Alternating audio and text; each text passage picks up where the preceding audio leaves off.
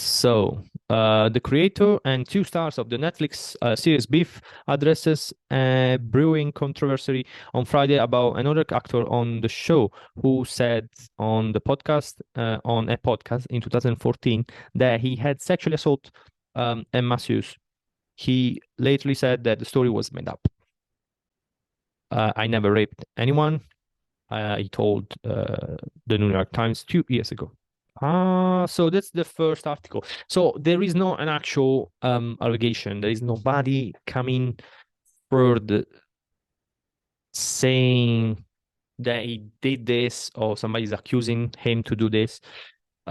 Is a story that he said on the podcast. As I said, it's always been a strange guy with clearly some mental health problem. Has this episodes is demonstrating that he wasn't really thinking, and he went to describe this story, made up story, on the podcast 9 years ago, and it seems there is no really anyone going like saying that he did it. But later in the episode, Choe apparently to appeared to jokingly call himself a successful rapist. Okay, it's getting really bad. If I am guilty of anything, it's a bad storytelling. So it's not only one time that he said that. That's why. Why would he just made up this? That's what I don't really understand. So it's not just one time, as we saw in the second article, there was a little bit more of the him with this kind of behavior. And the artist, David Choe, he didn't just do it one time in this podcast as art, as he said. It was more than one that he mentioned grape or being raped, and I'm using this word so I don't get flagged on YouTube.